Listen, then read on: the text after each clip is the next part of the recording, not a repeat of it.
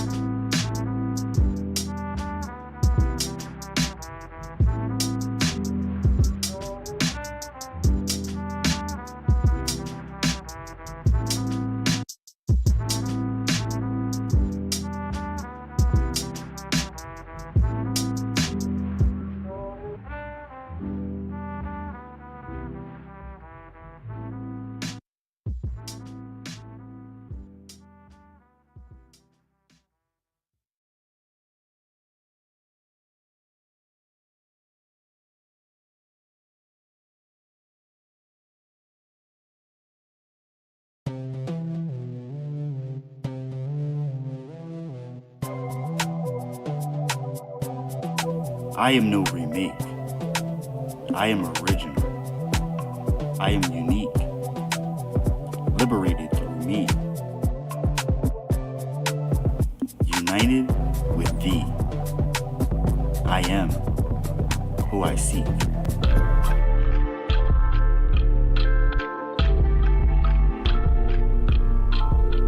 Solid ground, solid might. The Leon Block. Solid ground, solid might. Get your boots on the ground and fight. The Leon Block. Freedom. Freedom of press. Media. Journalists. Journalism. Words matter. The Leon Block. Unite the classes. All power to the people.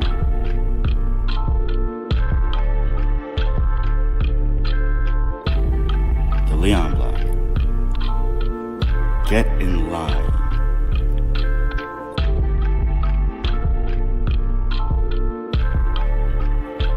Are you looking to advertise your business to a diverse and conscious audience? Are you looking to give back to your community or have your voice heard? We are looking for you. Leon Block. We want to provide people and small businesses with more traffic while connecting more people from all backgrounds, as well as integrating viewers more into what we do. Community is everything. Will you join us in help building a better life for us all? The Leon Block. The Leon Block Independent Media is a grassroots independent media platform by the people seeking to fill the gaps news deserts have created.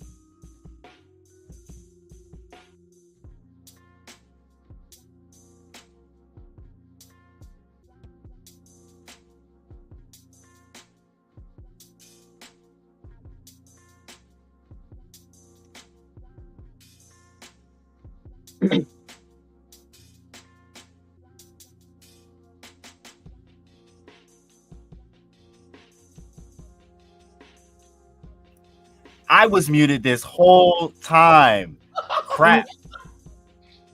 You did that thing. Crap. Did anyone hear anything that I said? No. No, I didn't even know you were speaking. Let's get this started. Welcome, y'all. Pinkies up. It's time for tea. I'm your guy, Jontel. Meg. Our other co-host and Chaz may or may not be with us tonight. We shall see. Our fourth co-host, Tristan Rue, who is Meg's son, is up and awake, and he should be sleeping. So we shall see how it goes. However, we're back with another episode, bringing you all the tea per usual. I'm joined by two guests tonight, Terrain Myrix of the podcast ALCOHOLITICS and Matt Scott, a part of our coalition nationwide of independent journalists. You already know. Thank you for joining us, both of y'all. Y'all are friends to the show. Y'all have been here. Well, Matt, you're friends to the show. Terrain, it's your first time on T, but not your first time being on the network. It's the first time that you two have been on the same episode together. So I'm really excited for tonight to see what we get into, how we what we talk about. And again, thank you two for being on the show. Thank you for having me. Thank you for having me. Yes, of course. Y'all already know. Here at T, we provide news, interviews, commentary, pop culture, politics, music, and more. Nothing is off the table. Things can get spilled when you don't censor a dish. Raw news and resources mixed with history. We are here to be true, authentic, independent media. What Kool-Aid are you drinking? Because we've got some tea for you. A healthy dose of information that will feed your soul, inform, and educate. Now, y'all already know yesterday was Election Day. So, of course, there is a lot of talk going around concerning races in different areas. And, of course, ALCOHOLITICS brings the heat, the dish, the gossip, the deets, the tea. Pinkies up, bitches. It's time to get into it. So, I don't know what we want to start on first. I mean, do we want to start on local? I know, Matt, you're in Massachusetts, and I mean, there's not much to say about Massachusetts other than it's blue as fuck. So, I mean, what's really to say there? and I mean that with all the love in the world, Matt. But like Pennsylvania has been a bit of a battleground, and I mean for me in Lancaster County, it's a bit of a frustration for me because Lancaster City is pretty blue, but Lancaster County is, as you can see, red. And that's the governor's race. The House, Lancaster's district is still red, and then for Senate, Lancaster County's red. And as y'all can see, traditionally, the Philly suburb counties, Lehigh Valley and Pittsburgh and Erie are generally historically blue, along with State College, but that's only because of Center County. That's only because of State College, though. And Harrisburg, Dauphin County, kind of surprised me actually. What surprised you about Dauphin? I'm not familiar with demographics. I just know that Harrisburg is very blue, right? But I assumed that the rest of Dauphin County wasn't. I mean, I think it's if we're looking specifically at House, like for example, I'm represented by famous pardon seeker Scott Perry, who he's the person who's my district. He won his race against Shemaine Daniels. I believe it was like 54-46. So Scott Perry's won a couple here, from what I understand. So it's not as blue as we'd like it to be. Gotcha. Okay. Yeah, I mean that's Pennsylvania in a nutshell too.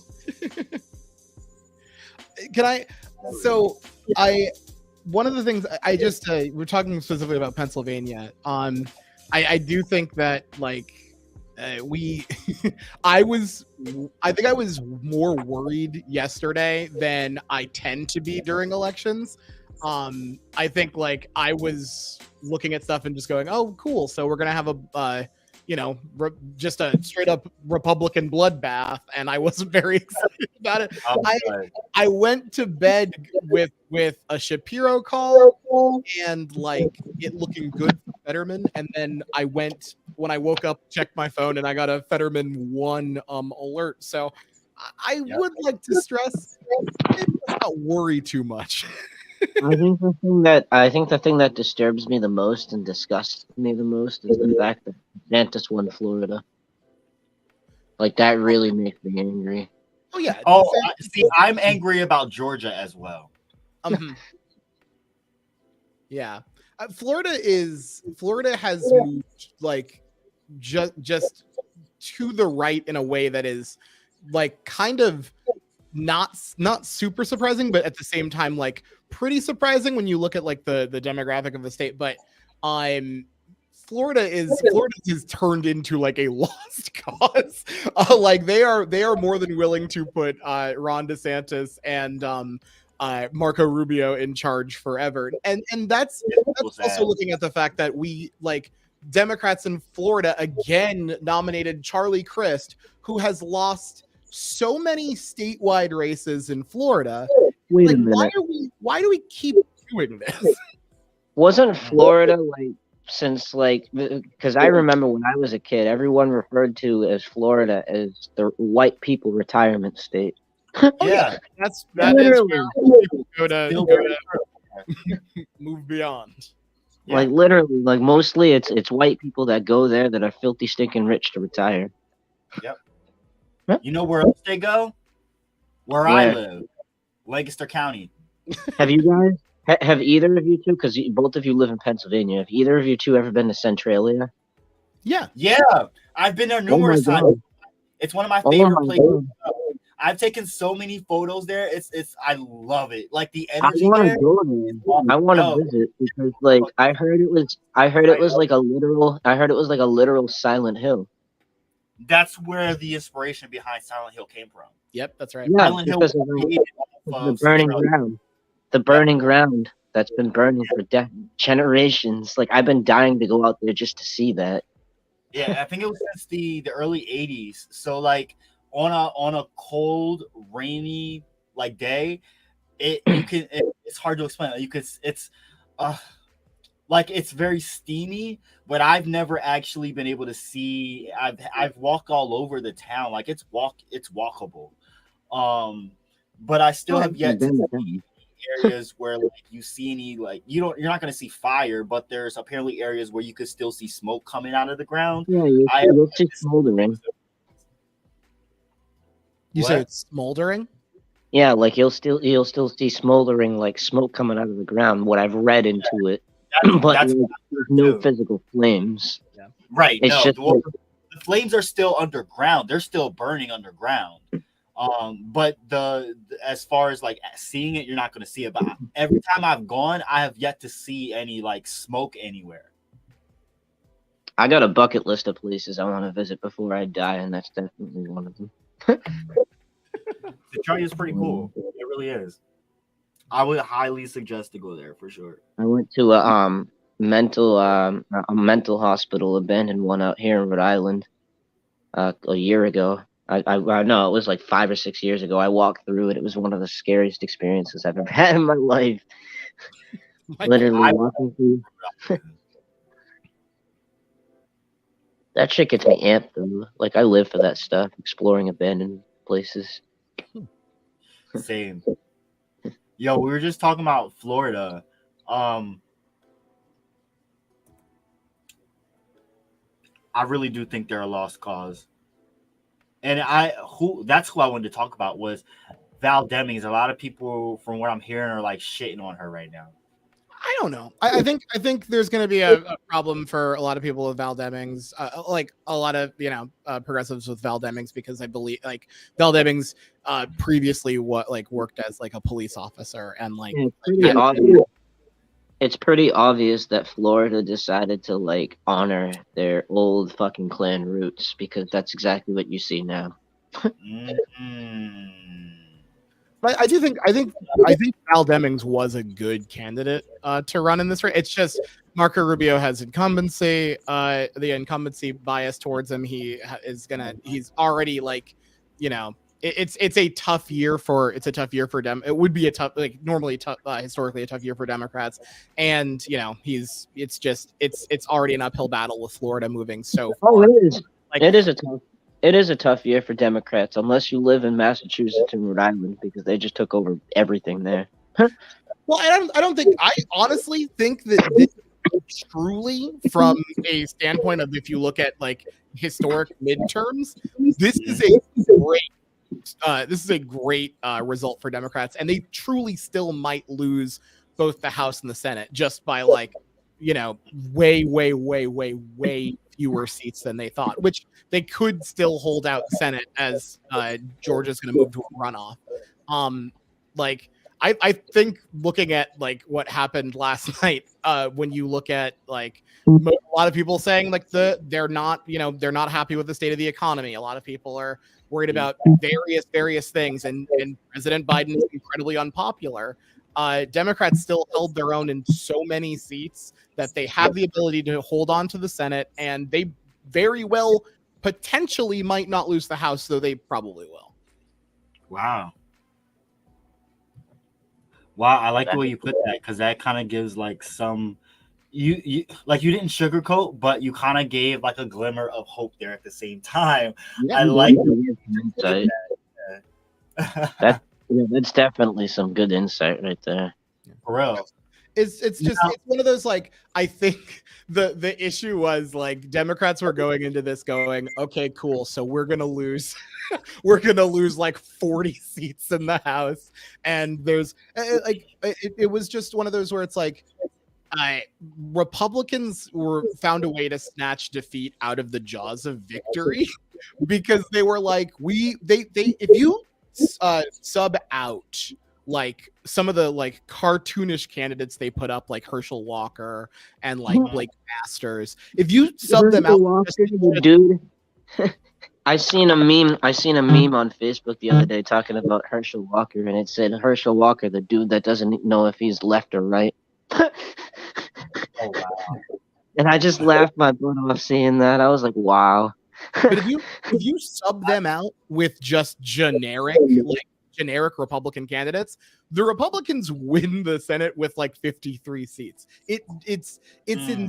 The Republicans are too latched onto their former the former leader Donald Trump, and they kind of allow him to pick who they're running, and he picks the craziest of the crazy. Oh my goodness. I mean, in Georgia and in Pennsylvania, he picked two Senate candidates that didn't live in the state. And it didn't pay off in PA, and with this runoff, it may well not pay off in Georgia. It is just who's the out-of-stater in Georgia? Herschel Walker didn't live in Georgia before he decided to run in Georgia. He lived in Texas. Oh shit.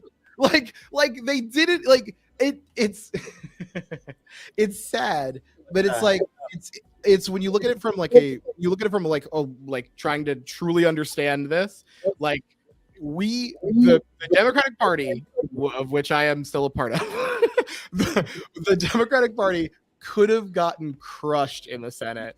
And because the Republicans decided that they wanted to play with like wanted to shoot themselves in the foot several times before going out on the field, they lost winnable seats.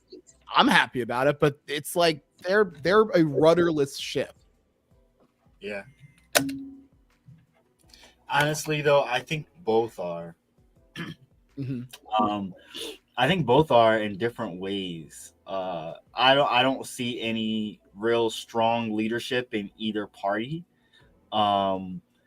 With the Republicans, I see it as like dumbfoundedness, and on the left, I see it as like just chaos.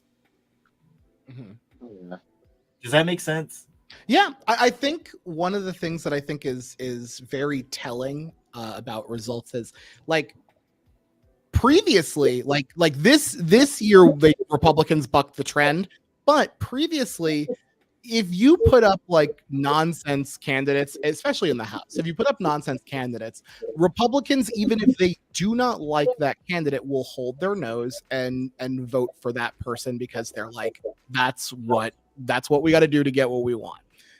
I find that people on the left are not as willing to sell out like their values or things that they like. They'll vehemently disagree with other people on the left, and yeah, it looks like we're kind of having like a scream fight a lot of the time, but it looks like we, for the most part, pulled it together in this midterm to like be like, we'll fight later. We have to do this right now. Right. That was a great way of explaining that. And that's kind of what I'm like, what I mean by the chaos. I feel like there's so many different minute differences that on the left mean a lot more to people than on the right. Mm-hmm. And for the right, it's easy for everyone to file in ranks. Whereas on the left, a lot of people's livelihoods are on the line. And little differences mean a lot to people, a lot more. And there's a lot more. I'm not trying to be biased, but I can't help it. But there's a lot more critical thinking on the left, and people like you kind of just said. I'm thinking, when I think of this, I think of a bunch of different people on a battlefield, and everyone's just gone all these different ways. And then when like somebody just like wails on the blowhorn, everyone stops and just runs to the center really quick. That's kind of what I see this as with the left, with the Democrats, and that's great. I just, oh my God, I just really hope for something stronger. Oh my God. What? Oh, I'm seeing how bad my county is really divided now because our sheriff just left, and he like I said before, he had a big link to Trump. So people are really fighting now. Some of them are threatening civil war in my county alone. And hold on, you're where in Massachusetts? Bristol County, Fall River. See, like this, and you tell me this kind of stuff. It just like and we were talking about this earlier, how blue Massachusetts is. Let me read this to you. Someone wrote this in a Big Fall River group that's got like 37,000 people in it. What the hell is wrong with people in Massachusetts? After the economy plummeted under Democratic rule, you still go and vote a Democrat in as governor, and on top of that, you vote in a new Bristol County sheriff that's zero experience. What were you thinking or not thinking? You get what you ask for. But wait, And then, wait. and then, What hold does on, it hold on, hold on. this? And Yeah, then in the go comments, ahead, go ahead. and then in the comments, it's the first comment here says, "Man, where have you been? The MAGA extreme movement became too extreme for the majority of American voters, i.e., Democrats, Independents, and yes, Republicans. So yeah, there will always be a few million Trump fanatics, but other than that, Governor Ron DeSantis has been the new face star of the Republican Party. But don't worry, Trump will announce next week what's left of the MAGA movement, that the new hats and tees are on the way. 2024 will have new faces running for the presidential race. And yes, after the 25 years, the majority of Bristol County voters decided it was time for a new sheriff in town. After 25 years. Can I go back to something that was said in the beginning of the post? They said, and correct me if I'm wrong. They're like, a Democrat has messed up the economy, so you voted a Democrat in as the governor. The previous governor, during where they said was a messed up economy, was a Republican, right? Exactly. Right. These people don't understand. Like I'm telling you, like you don't even know, like you don't even live in Massachusetts. And these people live here, and they're so blind. I don't get it. Trust me, we get it. We get it. We don't get it either. Well, we do get it because we live in Pennsylvania. And when I tell you Pennsylvania is the same kind of, Pennsylvania is the same kind of shit. Pennsylvania is too far from Massachusetts, really. It's really not that far. Pennsylvania is a lot bigger than Massachusetts. So imagine the big swaths of land that there's just a lot of that kind of mentality is the way I would put it. Yeah. Oh, definitely. That just boggles my mind when I see how blue this whole state is. Like, and I can't go, it's not like I can go any further in and see like smaller areas, but like look at these numbers though. 63% for Maura Healey for the Democratic Party for governor. Yeah, we got the first Democratic Black Attorney General in the state of Massachusetts ever in recorded history. You were saying that. Nice. Yep. The closest race in Massachusetts in a House race, the most watched race was 59-41. The most watched race was in my county for the sheriff. Literally everybody in the entire state paid attention to my county in that sheriff race. It was neck and neck too. Like it ended up being Paul Heroux winning by 50.5% to Hodgson's 49.5%. Oh wow!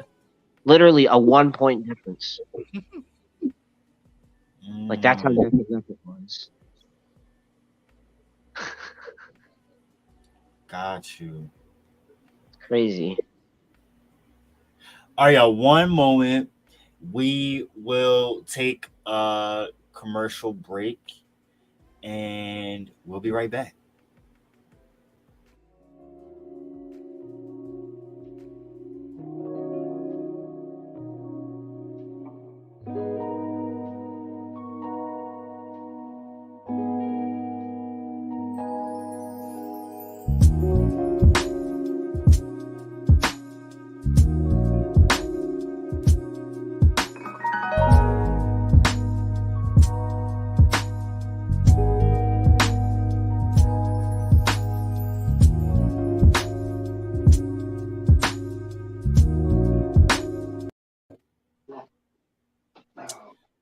All right, y'all.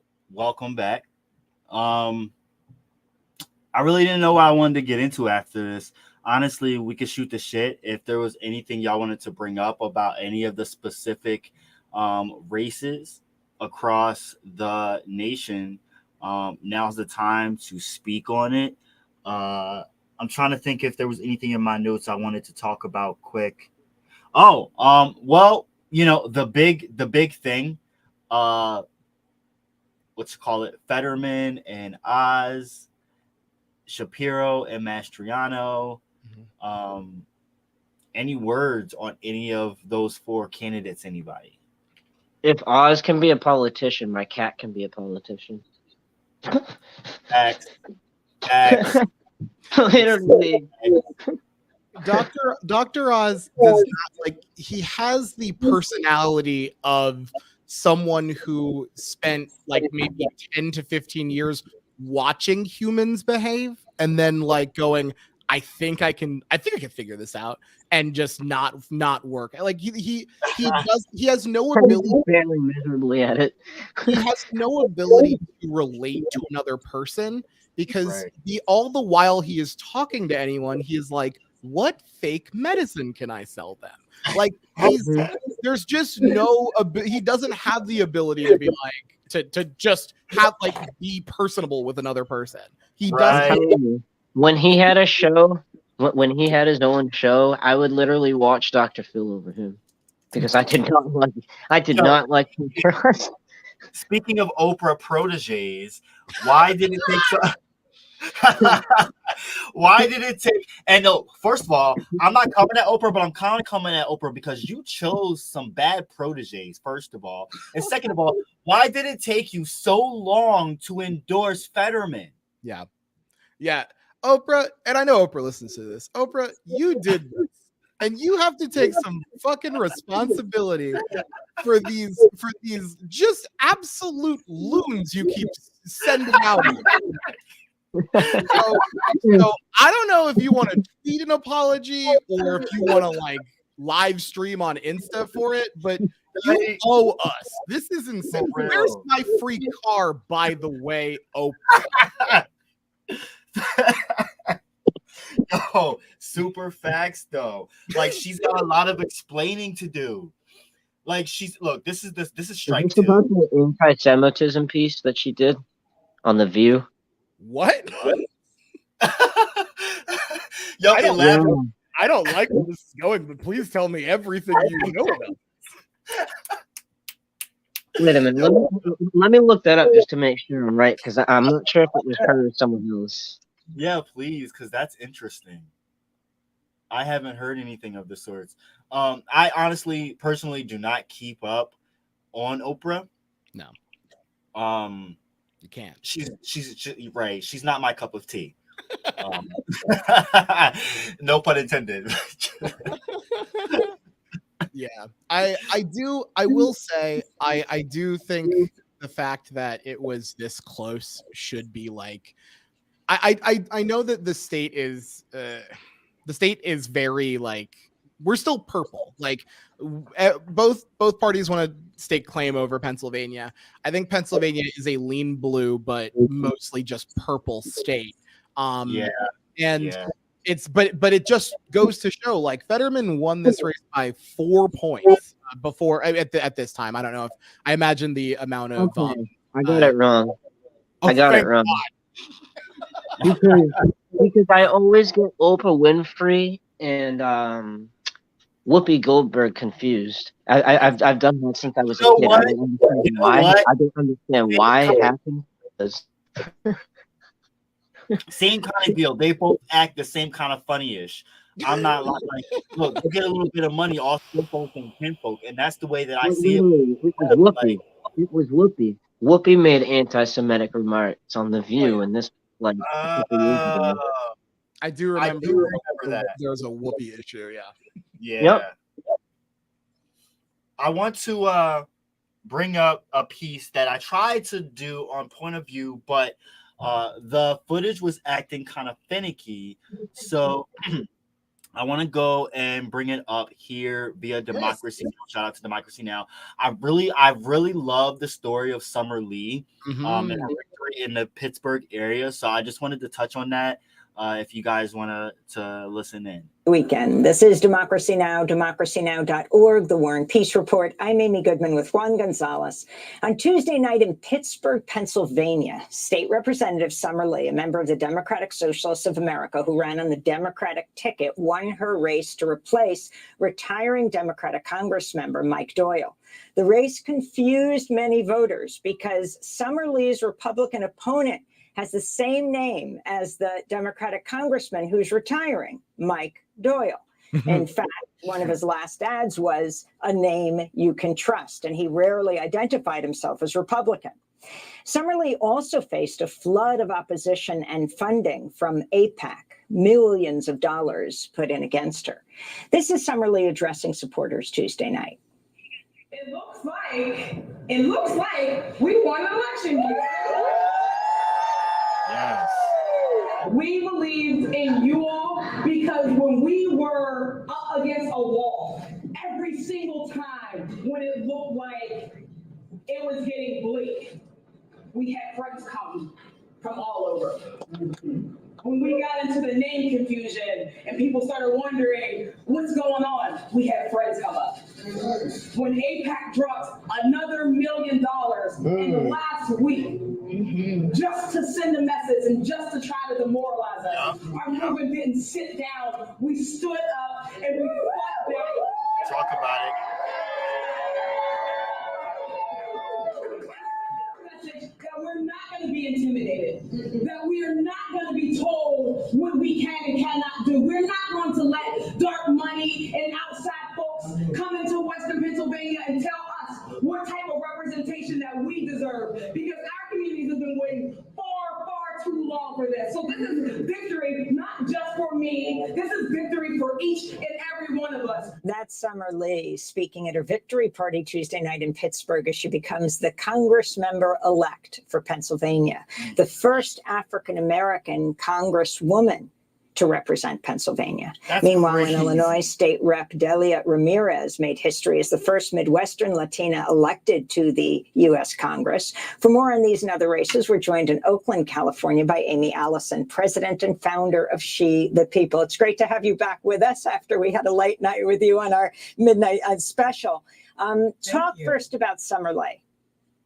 Well, you know, what we should know about Summer Lee is, first and foremost, she's a movement organizer. She comes out of the Black Lives Matter movement. And when she ran years ago for state legislature, she displaced a moderate white guy Dem who wasn't serving Pittsburgh in an environment in Pennsylvania where the Black and brown vote hadn't been fully utilized and engaged in order to build power. Well, she set about doing just that. And she faced stiff opposition. As she mentioned in her speech last night, among those who ran ads and tried to derail her both in the primary and in the general, AIPAC's last minute ads attacking her attempted to demoralize and silence her, but her organizing skills really came through.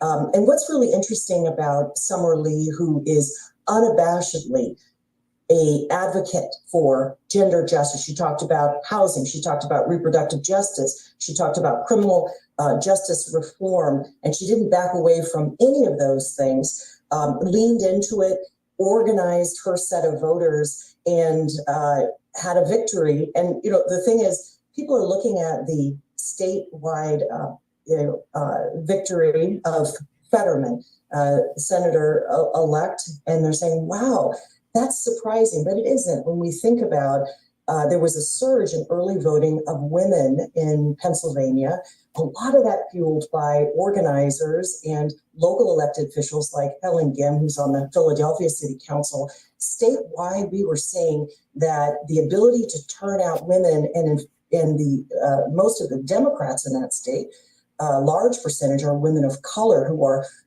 Democratic Party loyalists and really progressive voters. So that capacity to be able to turn out voters in Pittsburgh that the Congresswoman-elect Summer Lee demonstrated, I think when the dust settles, will show to have contributed to the statewide Senate win and the possibilities for Democrats to govern more effectively in this next phase very excited about her and the leadership that she's going to demonstrate even as a freshman congresswoman in Washington, D.C.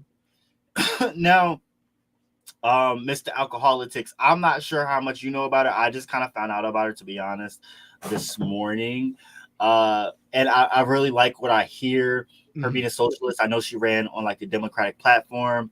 And as you saw her, with Bernie Sanders, I think it's really dope. And they do highlight how the Black woman vote has been pretty activated in recent time. And I think that that's pretty beautiful too.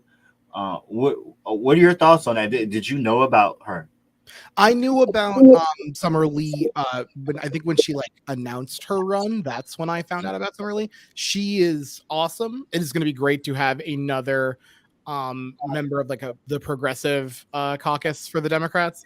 I think she is going to be on the correct side of virtually every issue in Congress. I am very, very jealous that she is representing another district and not mine. Right. You guys know something really scary? Do you know that Florida back in the day was a Confederate state? Yeah. Look at Florida now. It's really scary, but I was just talking to my roommate Roger about this, but what I see playing out is the same thing as past history when the Confederates basically separated themselves from the Union states. I don't think so. I don't think geographically, I don't think that can happen based on what can happen in a way of mental thinking makes sense. Gotcha. For them, let me tell you. Let me say this. All right, so for Texas and for Florida, I feel like when it comes to domination over populations of those specific states, they can have some sort of enclaves of that kind of mentality, right? In the way that they enact their policies and laws, right? We've seen it with them exporting immigrants to Martha's Vineyard, et cetera, et cetera. Now, with the rest of the Dirty South being a big block of the population of Black folk historically that have not left those lands, with that being said, there's still, as we could have seen with Louisiana last night, there's still a small white population that's activated to vote that is still dominating over the rest of the predominantly Black populations. And what we saw with Mississippi, it's just as bad. We can go into Jackson or we can go into many other things in Mississippi, but my point is that with Georgia, Alabama, Mississippi, and Louisiana, they are African American strongholds. However, they are still in many different ways dominated by white folk. So in many ways, Matt, your theory does still hold true if you think about it in terms of domination through policies and laws.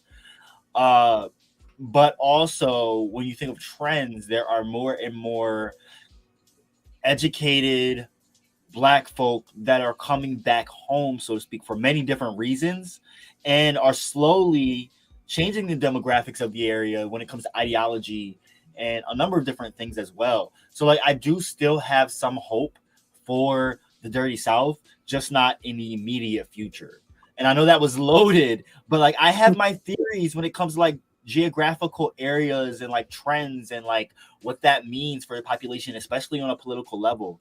And so there's a lot of validity to what you were saying in the sense of Texas and Florida being their own enclaves, so to speak, but then also Georgia, Alabama, Mississippi, and Louisiana are still dominated by small, minute white populations because the rest of the population, there's such stark disparities between populations of race and class in those four states as well.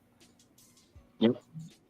Yeah, I do think that you're seeing a move in Georgia, though. Of the states that you mentioned specifically, I actually do think, firstly, what each of those states needs is a voter operation run by Stacey Abrams. Stacey Abrams put Georgia in play for people on the left, for Democratic politicians.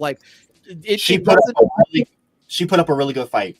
And let's be clear, she lost today. She lost in her previous race in there, but she has moved the state of Georgia to electing people that will do things that are better for the populace rather than for the rich. Like she may not win statewide, but she is the only reason that like you get Senators Warnock, you get Senator Ossoff. You don't get them without Stacey Abrams.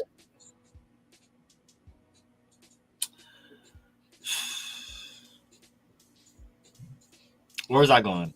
I feel like out of all of those southern states, and I think where you wrote this is like Georgia is the one of the most hope. One of the reasons being like, you know, the Atlanta metro area and how progressive it has become. The high population of wealthy people of color, driving, for example, in general, Atlanta drives the economy of the Southeast United States, hands down.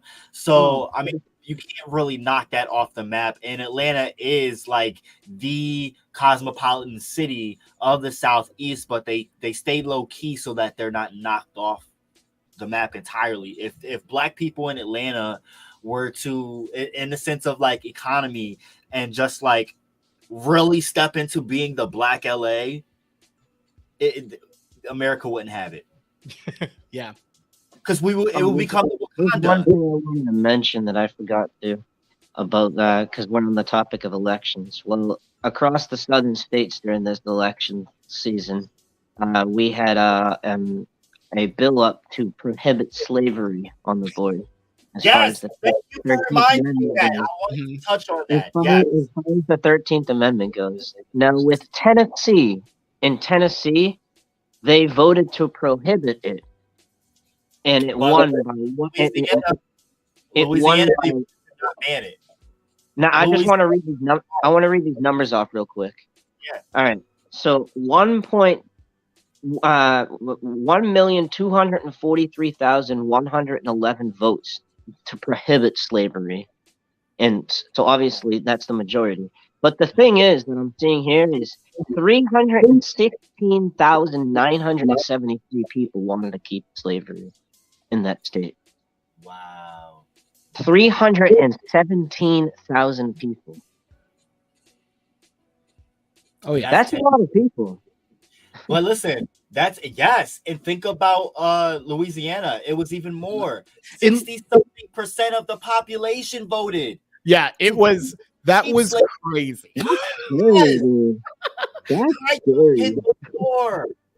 But wait, can we just, so we were talking about like southern states, right? We're talking about southern states that have done that. I just want to make sure that it's clear, because yes, that's terrible. What I find crazy is in Oregon, they put up they put this up too.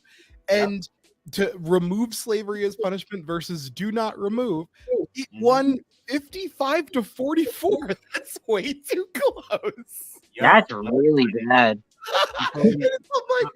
But like Oregon has like, so like the historic connection of Oregon, and I believe the KKK is pretty crazy to read. But that is just a wild 55 to 44.7 is a wild. Like imagine how many people that voted to keep it across all these states totals up to. Oh yeah. How many people do you think it totals up to? Too many people. Right? Way too many. Yo, it's over 1 million people. Look, 768,000 people in Louisiana voted to keep slavery. Yeah, which I find just insane. And then you take Alabama, that's another 200,000. That's almost 1.5 million right there. And then you've got Tennessee, it doesn't say, but 20% of the people that voted there. Oregon, 45% of the people that voted there. Yeah. There's a lot of people that want slaves in America.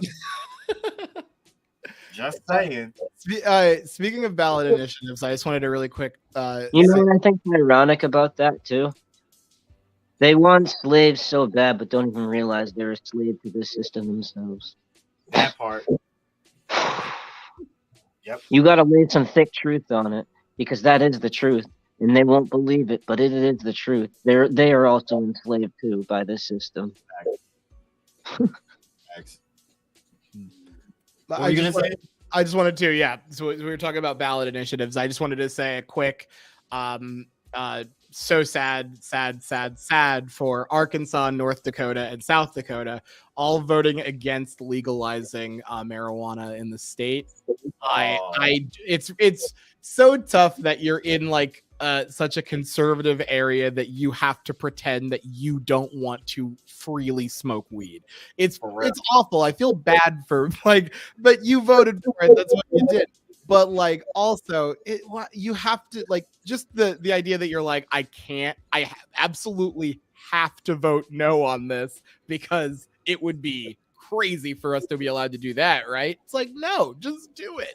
It's one of those things where it's like it's an evergreen issue that is usually like usually always wins. I'm honestly shocked that it lost, and I'm shocked that it lost in 3 separate places. I get 1 or 2, but like three separate states that have this on the ballot and don't do it. I think that's insane. And it's like, come on, have some fun. Trumpism. And it's talk about it. The thing of the matter is that I think it's just unbelievable is that like this is a bipartisan issue. If you ask Republicans and Democrats, hey, do you like to smoke? The answers are going to be either I don't or I don't care if someone does. Like it's going to be like, sure I do. I don't do it, but I don't care what if other people do it, or like it's always popular.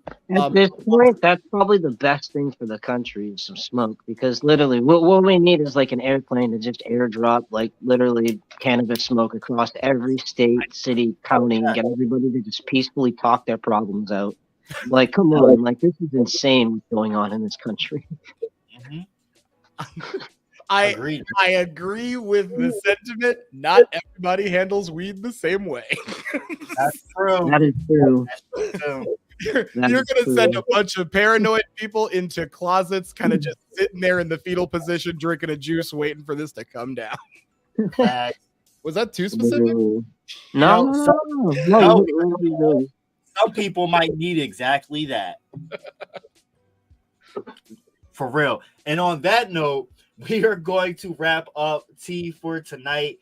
Yo, both of y'all, thank you so much for joining us. Is there any things y'all want to say, last minute things really quick, and any plugs you want to throw in? Now is definitely the time to do it. Sure.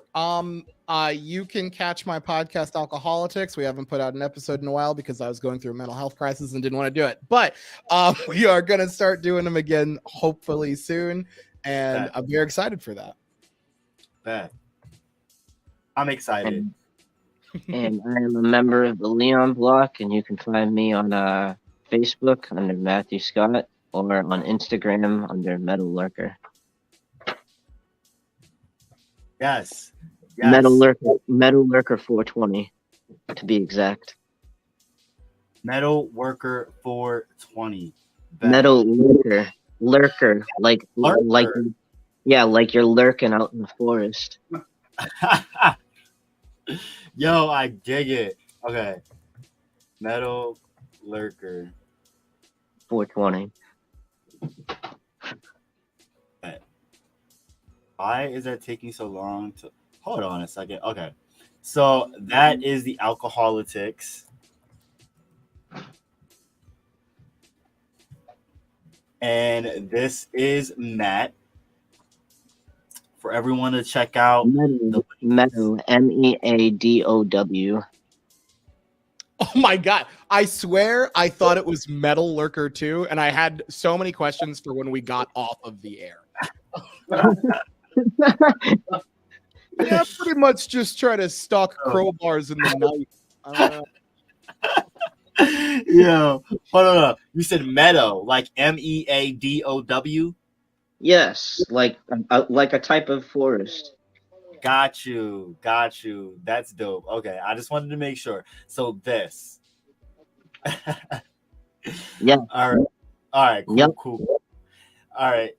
Everyone, thank you so much. I really appreciate the time. I hope that everyone learned something about the elections yesterday and got involved in some way. And I hope that this activates you to continue to try and do some work in your local area. Make sure that we must be clear and understand what the fundamental problem is, and understand that the root problem is the system. The only way we will have change is if we bring leaders in to commit to the long haul, connect through community. You are the media, and you are what helps us grow. So just by donating or simply sharing the stream, it helps. If you want truth and raw news, as we all want, we've got to do it ourselves. Being informed is important. And without information, true and real information, we are left in the dark and with a weak spot. But we will change that. All your support means the world. Thank you for rocking with us.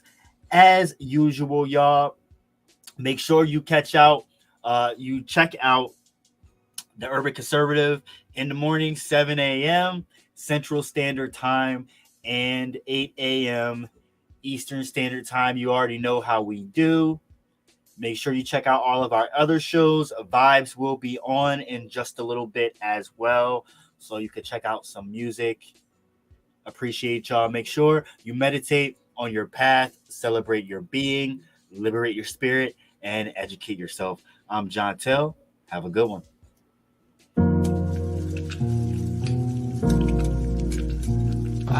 Ivy.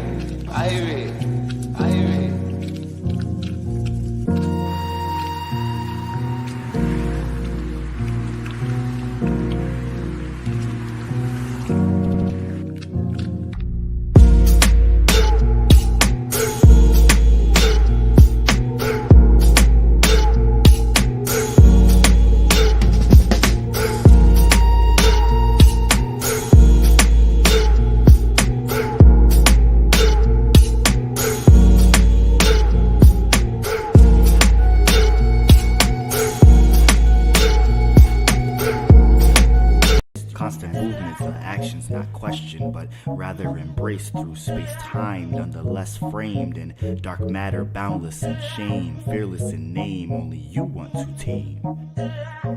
Let your flow, let it go.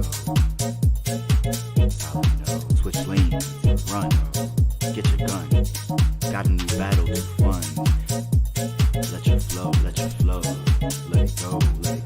It ain't over. History has the last laugh. Don't give a fuck about another. Fire, earth, water, air, abundance, fear, love, passion, and reluctance. Dark, light, yin, yang, duality. Fire, earth, water, air, reality. Constant movements of actions not questioned, but rather embraced through space, time, nonetheless.